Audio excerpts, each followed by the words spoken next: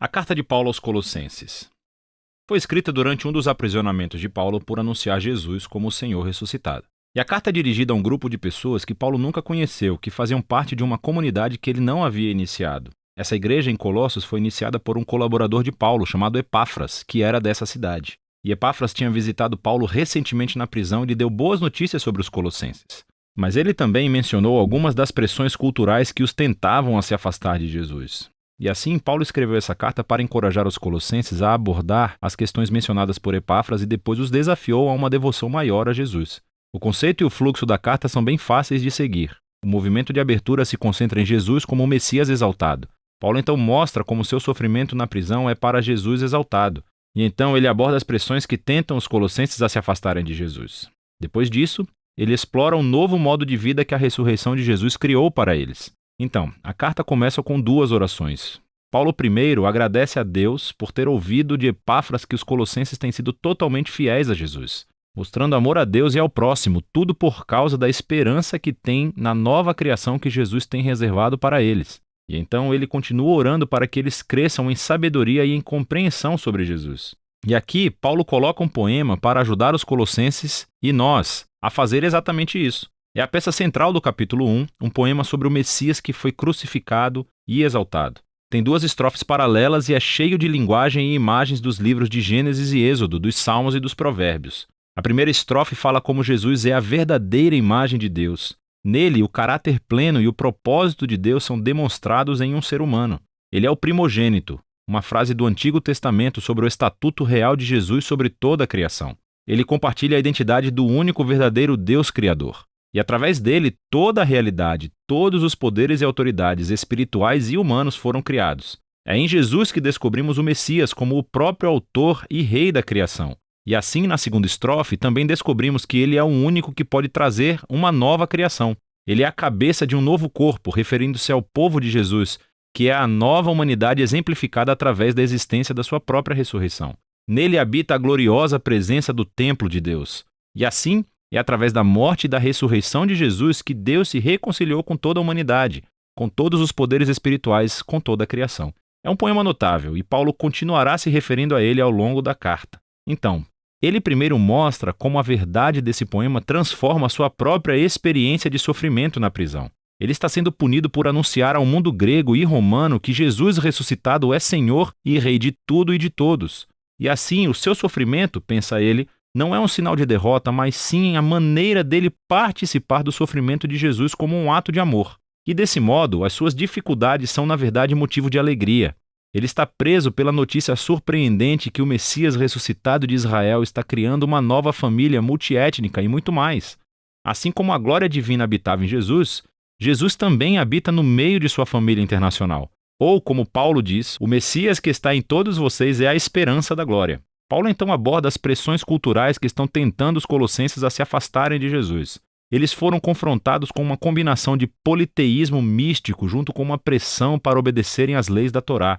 Então, todos esses novos cristãos cresceram adorando os vários deuses gregos e romanos que governavam diferentes partes da vida humana. E muitos simplesmente adicionaram Jesus como mais uma divindade que eles poderiam adorar. Houve também uma grande pressão da comunidade cristã judaica para que esses não-judeus demonstrassem o seu compromisso com o Messias, adicionando a observância às leis encontradas na Torá.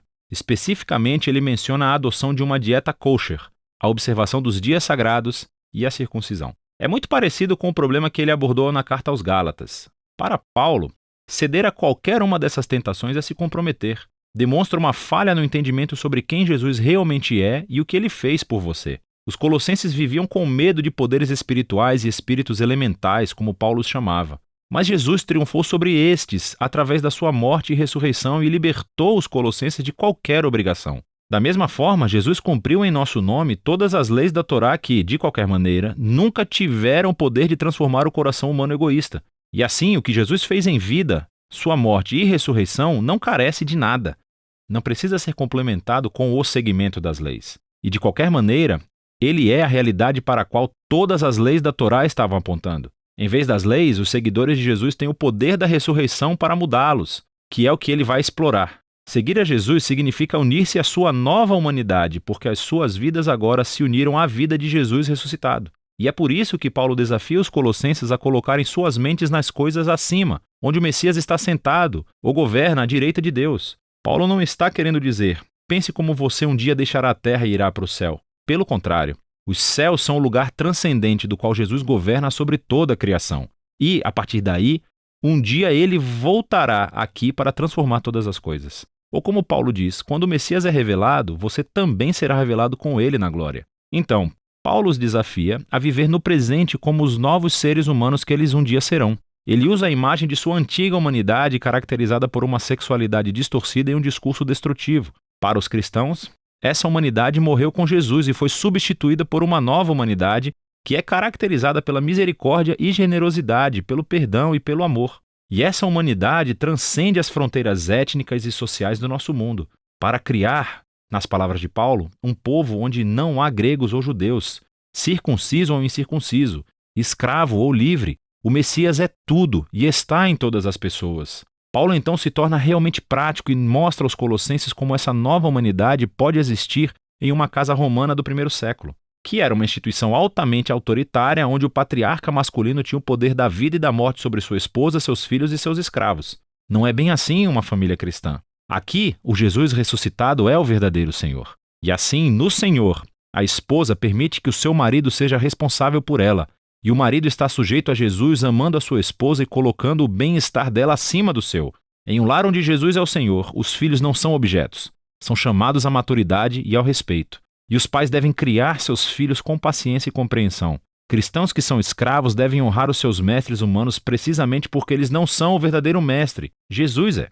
E os cristãos que têm escravos devem entender que esse escravo não é sua propriedade, mas sim um membro do corpo de Jesus a ser honrado e incluído em amor. Aqui Paulo está indo por um caminho muito difícil. Ele está reformulando a instituição romana mais básica em torno de Jesus, que a governa através do amor ao próximo. E assim, embora ele não tenha abolido a estrutura do agregado familiar, o Messias exaltado exige que seja transformado. Quase além do ponto de compreensão para qualquer romano que vive em Colossos. Você pode ver isso mais claramente na conclusão da carta. Após um pedido de oração, Paulo aplica essas instruções sobre escravos e mestres cristãos. E descobrimos que Tíquico é quem leva e lê a carta aos Colossenses. Ele é acompanhado por um certo Onésimo, que foi um ex-escravo de um cristão colossense chamado Filemão. E descobrimos, por outra carta endereçada a Filemão, que Onésimo havia escapado de seu mestre. Era um crime digno de prisão.